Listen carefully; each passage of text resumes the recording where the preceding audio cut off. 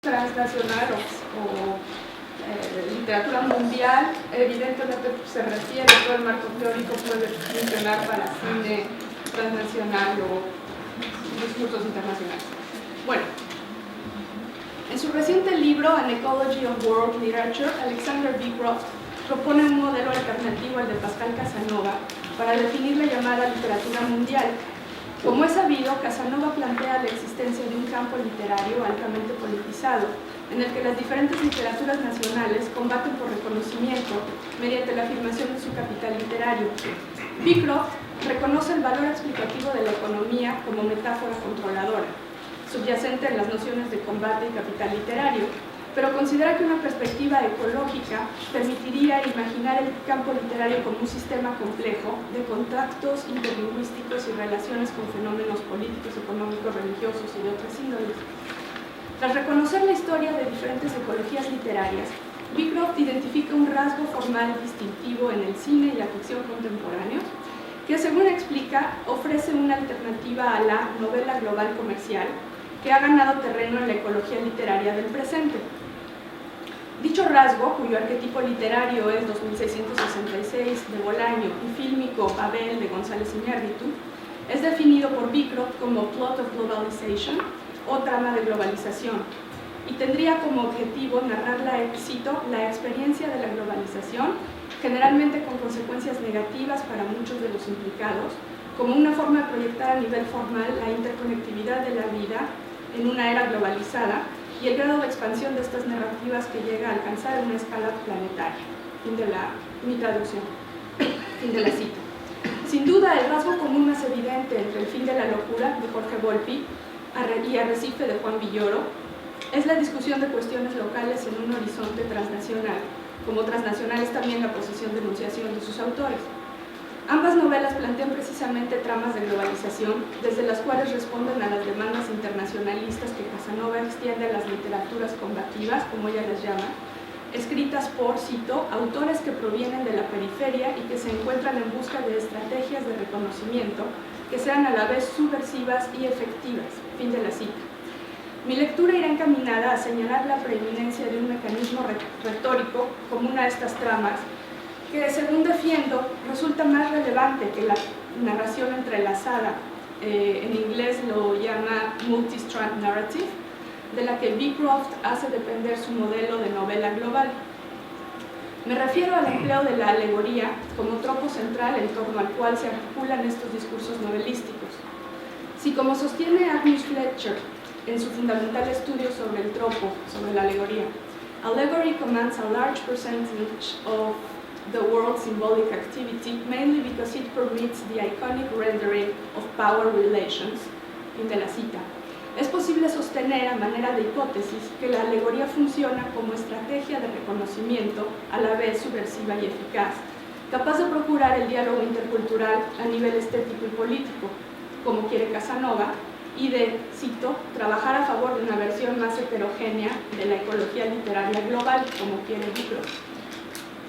Mediante la alegoría, estos autores ponen en la escena transnacional algunas tensiones del México contemporáneo, entendido como espacio posmoderno y poscolonial, desde un ámbito específico tradicionalmente relacionado a la nación, como estructura política y matriz identitaria. Volpi privilegia la autonomía de las instituciones culturales, personificadas en el letrado latinoamericano moderno. Villoro enfoca la soberanía del territorio geográfico y sus habitantes en tanto cuerpo social de la nación contemporánea. Dos elementos comunes asocian estas novelas con la tradición de la novela alegórica en Latinoamérica. El primero es el recurso al romance, como metáfora del deseo de construcción nacional, del cual depende, como ha demostrado Doris Sommer, la capacidad performativa de la ficción hegemónica decimonónica.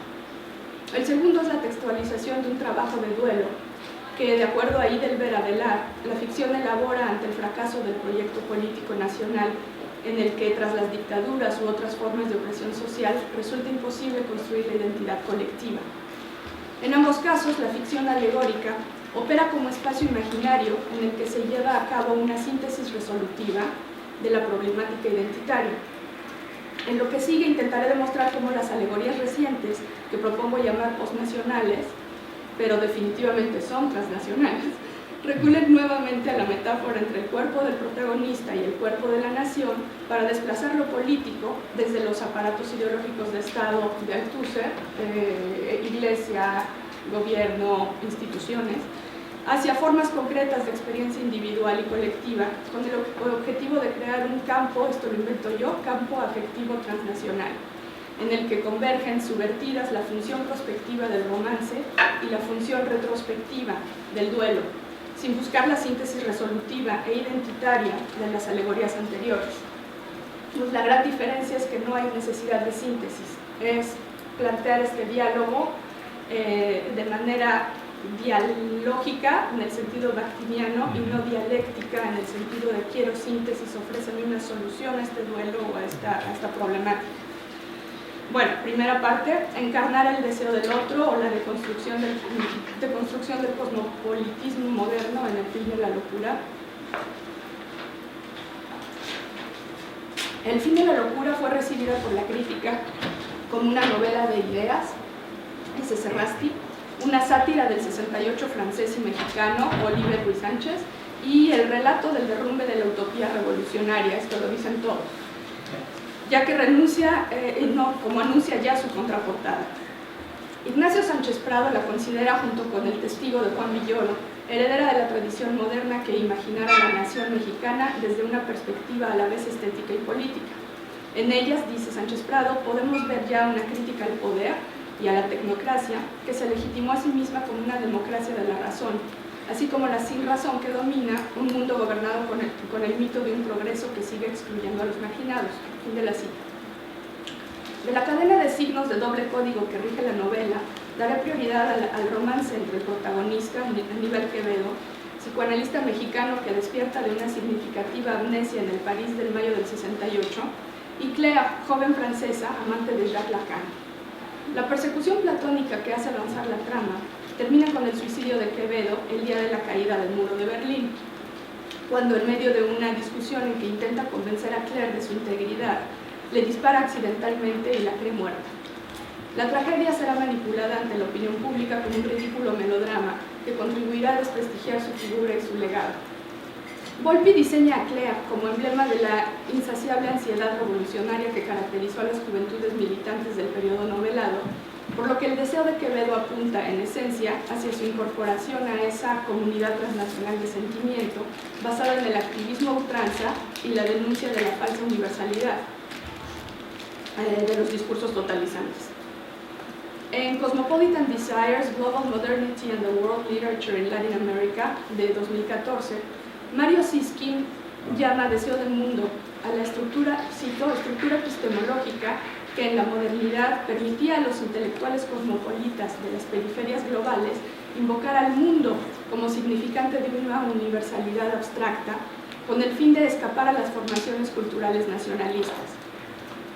Siskin propone leer la identidad estética cosmopolita como una práctica literaria estratégica que logra imponerse en el ámbito de lo universal, denunciando a la vez las estructuras hegemónicas de la exclusión eurocéntrica y los patrones nacionalistas de automarginación. Para ello, Siskin precisa que el campo discursivo del escritor cosmopolita moderno es un mundo radicalmente exterior a la especificidad cultural latinoamericana. Fin de la cita. Es a la luz de esta radical alteridad entre Latinoamérica y el mundo que cobra relevancia el imaginario alegórico transnacional relatado en El fin de la locura. A mi parecer, en esta novela, Volpi practica, en tanto letrado latinoamericano contemporáneo, este cosmopolitismo estratégico, pero de manera autoconsciente y paródica.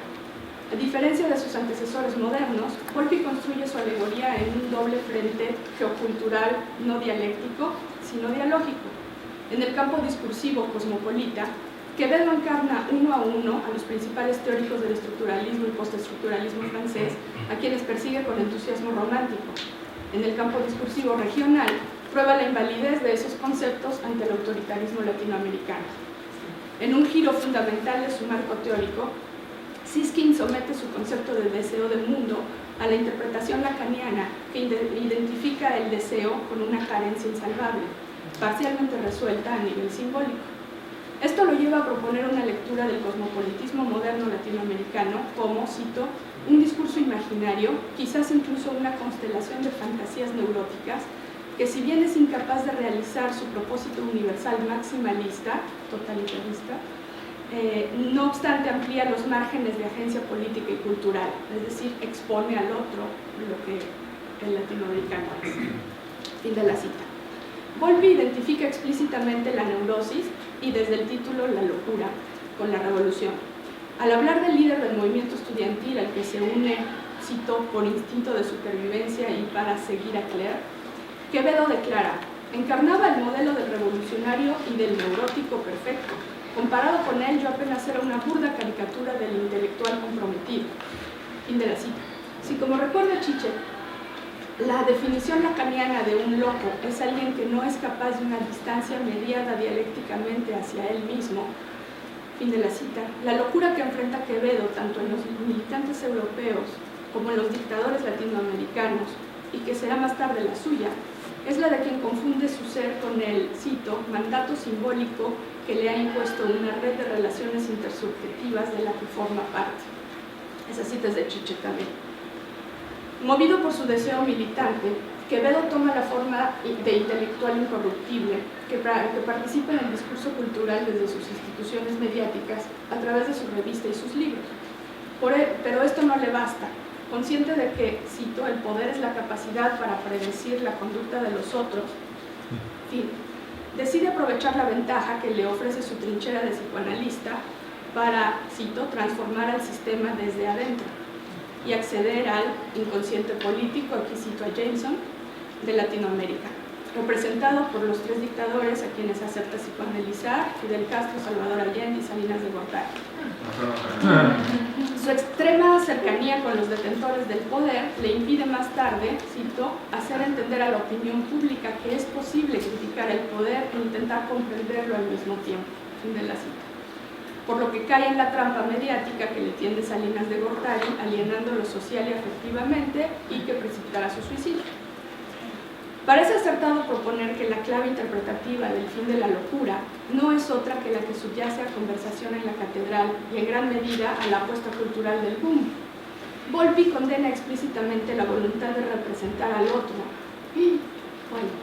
que movía al intelectual moderno, y lo hace valiéndose de la misma estética totalizadora que caracterizara a la novela total.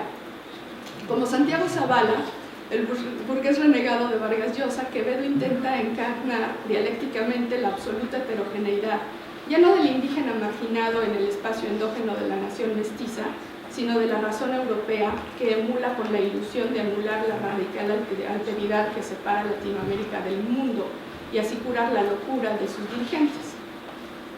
El romance platónico de Quevedo por la militante razón moderna puede entonces leerse como una puesta en escena de la imposibilidad latinoamericana de salvar el vacío transnacional hacia el que avanza la lógica cultural del capitalismo tardío, de Jameson.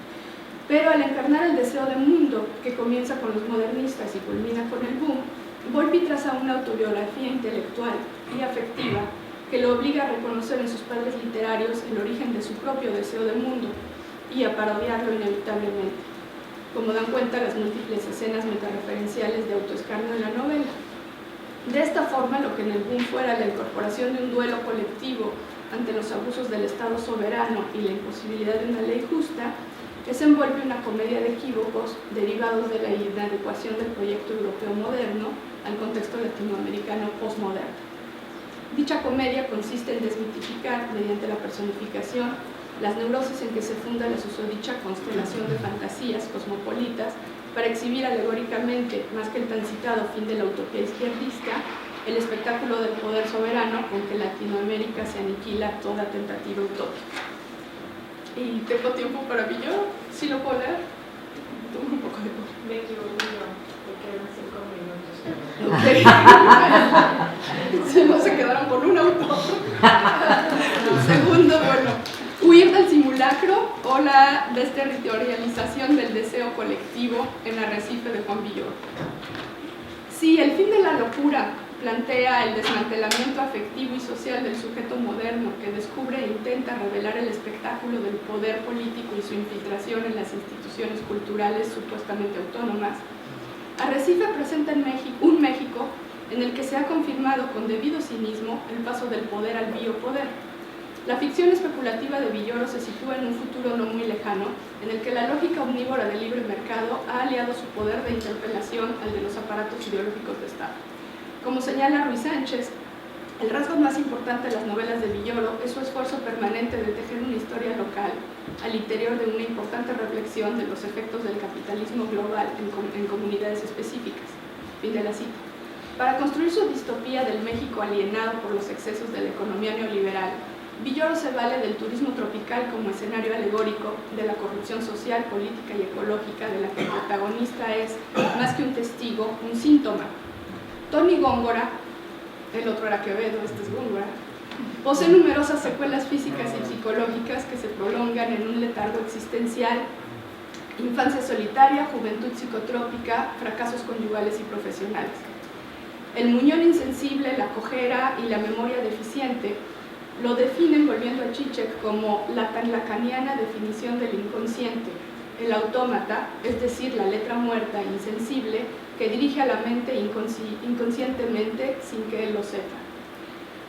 Síntomas, espectros y fracasos compartidos establecen vínculos afectivos entre los personajes originarios tanto del norte como del sur global, que igualmente extraditables, es el nombre de su grupo de rock, coinciden en La Pirámide, el resort tropical al que Tony ha llegado gracias a su eterno amigo Mario Müller, actual gerente del hotel, quien lo ha salvado del limbo de las drogas y la depresión con un trabajo de un musicalizador de peces.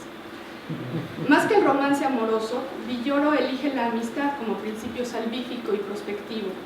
En esta alegoría en la que el tono imperante es una melancolía irónica y distanciada, en la que el exceso de hedonismo impide toda inversión libidinal, pese al derroche de sexo y erotismo.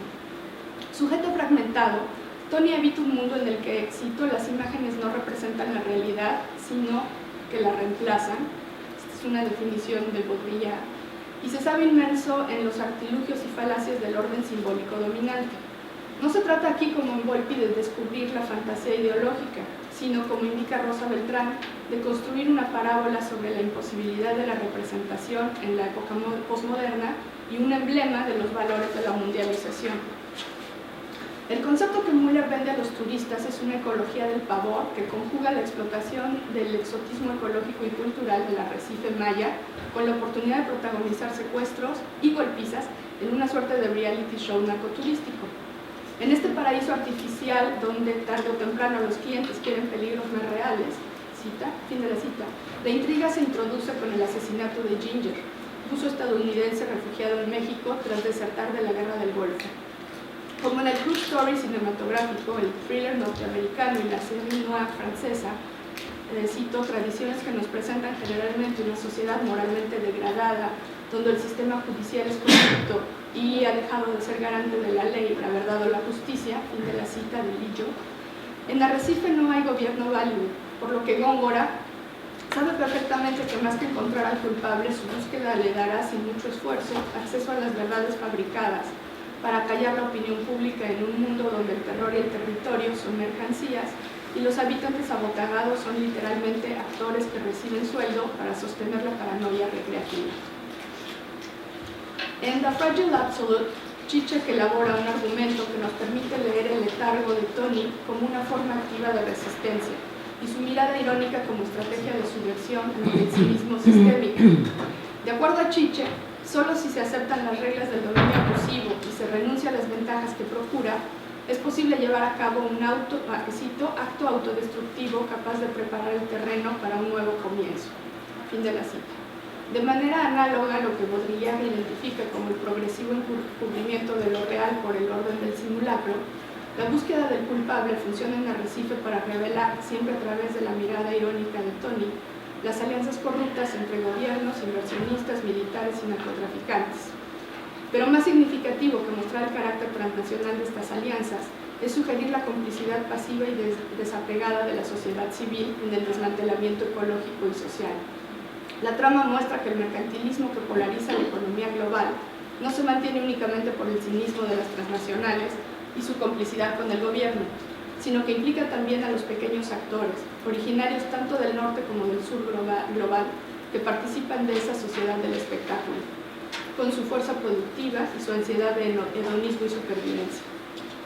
El tratamiento hiperbólico con que Villoro explicita las complicidades estructurales que sostienen esta economía despliega ante el lector un ecosistema en el que lo humano es parte integral de lo geológico. La novela parece sugerir que adoptar un cinismo letárgico es precisamente lo que garantiza la persistencia del deterioro universal. Si Tony, la pirámide y el arrecife son el vomitorium de 5 estrellas, como define la novela en metonimia impecable a México, y por extensión todo el sur global, sería el resto que encarna la falta fundamental de la homología entre el plusvalor y el plus de goce, que de acuerdo a Zizek mantienen el proceso capitalista de producción. Ya para terminar, solo al final de esta sátira dolorosa, el romance recupera la función prospectiva que a lo largo de la trama ha realizado la amistad, forma colectiva y solidaria del delirio afectivo que también condena y salva. Mario Müller deja a Tony como responsable legal de su pequeña hija, acompañada por su institutriz, y en estricta inversión de la alegoría de construcción nacional, la familia reconstituida huye del arrecife. Leído en el sentido utópico que Deleuze y Guattari otorgan a la desterritorialización, este abandono urgente del territorio nacional equivaldría a escapar desde los dos registros capitalistas de producción de deseo, la propiedad privada y el modelo edípico, hacia una comunidad alternativa en un territorio insospechado.